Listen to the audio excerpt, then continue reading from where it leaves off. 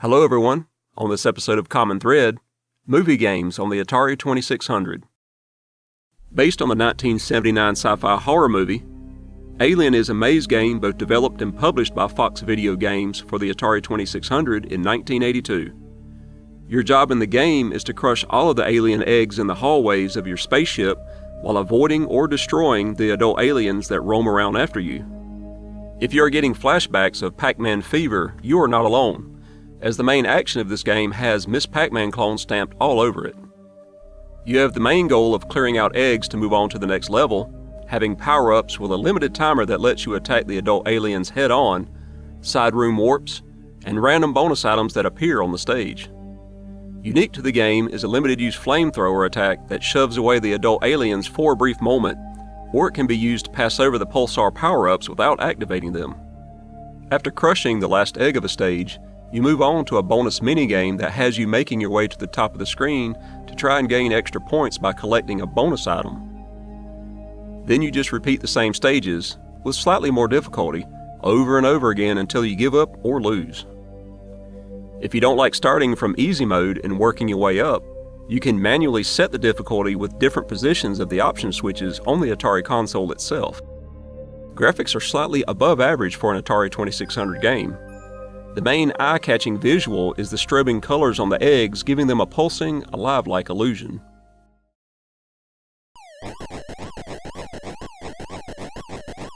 In space, no one can hear you scream, but on Earth your neighbors can, as agony sets in from the repeated droning of the background hum, coupled with the standard, heard-it-before, almost stock Atari sound effects. Even with its faults, Alien is one of the better Pac-Man clones for the Atari 2600.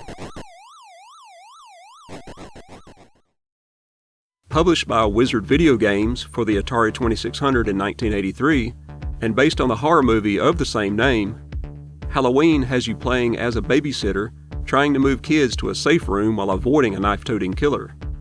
You gain points with each Rugrat you rescue, and after rescuing 5 you move on to the next level.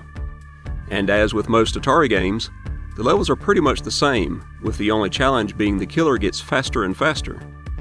You can find a weapon to attack the killer face to face, or you can try entering the doors that move you from room to room to avoid him. The game ends when you lose all of your lives or turn the power off. Graphics are actually fairly impressive for a 2600 game. Characters can have up to 4 colors each. Screens are divided into lower and upper rooms with different color schemes. Some rooms have a flashing light effect that adds to the tension, especially if the killer is hot on your tail. Also, there is a lot of movement space to help navigate around the killer when he does appear. But, if he does catch you and kill you, you will be shown a gruesome scene, complete with blood spray and a headless body animation. Sound effects are average for a 2600 game. A major audio complaint is that the theme music only plays when the killer is on screen, and he is on screen a lot.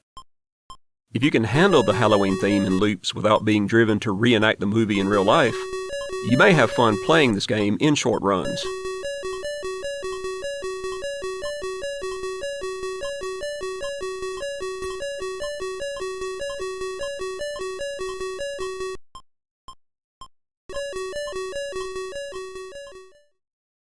Published by Wizard Video Games for the Atari 2600 in 1983, and based on the horror movie of the same name, Texas Chainsaw Massacre has you playing as the iconic Leatherface, trying to kill as many victims as possible before your chainsaw runs out of gas. Gameplay has you chasing after victims and avoiding objects like cattle skulls, haystacks, and what we assume is Franklin's wheelchair. You're on a timer based on how much gas is left in your tank, and you use gas faster when throttling your saw's engine to spin up the chain to attack.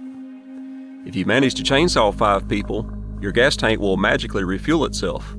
If you run out of gas, you will lose a life and start over again. After losing all of your lives, one of the characters will come out, kick you in the ass, and you will restart from the beginning. The game's whole range of entertainment is experienced in the first 15 to 20 seconds of gameplay.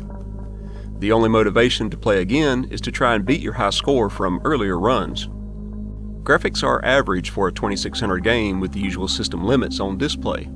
Colors are shared between your body and the chainsaw, There is some basic background scrolling, and lots of repeated on-screen objects with large collision boxes. The few sound effects that play are hit and miss. The chainsaw's idling and revving up sounds are very good, while the screams of your victims as they come on screen is loud and ear-piercingly horrible.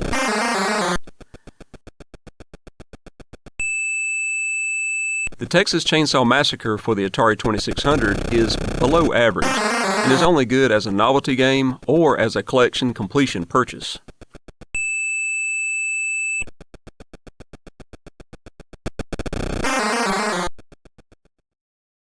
Based on the 1983 science fantasy film with the same name, Krull is an action game both developed and published by Atari for the 2600 in 1983.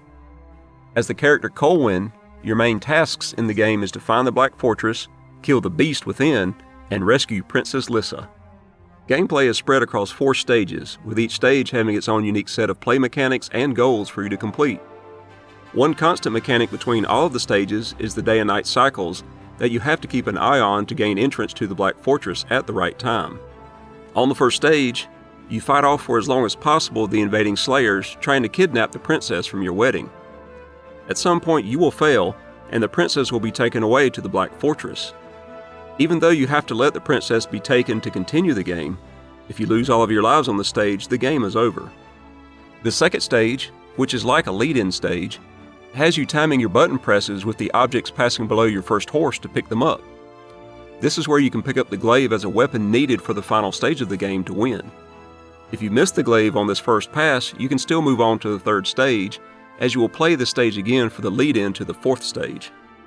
The third stage is the most challenging, as you have a limited amount of time to make it to the crystal spider's cocoon at the top of the screen to reveal the correct path to the Black Fortress. After jumping over the webs and making it to the top, you will need to stand on top of the cocoon.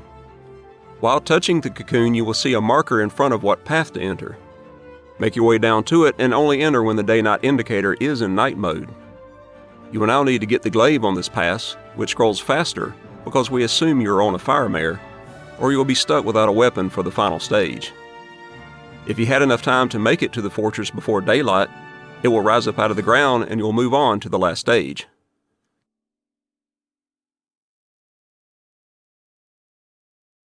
The fourth and final stage has you slowly chipping away at the walls of Princess Lissa's prison by throwing and guiding the glaive away from the beast to strike the area behind him. Once you punch a hole in the wall big enough for the glaive to pass through, the princess will give you a final weapon based on their wedding vows, which you can use on the beast to kill him.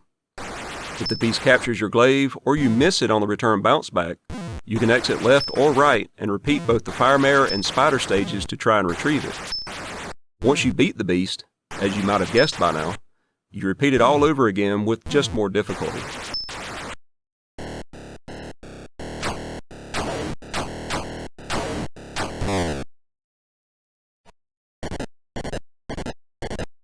While the graphics are average for a 2600 game, the sounds are slightly above average with no confusion on what is going on when an action is performed or an event is triggered. Krull left us with mixed feelings as it is fairly accurate to the movie, but after getting used to the changes and challenges of the stages, the game has no real replay value unless you are going for a high score.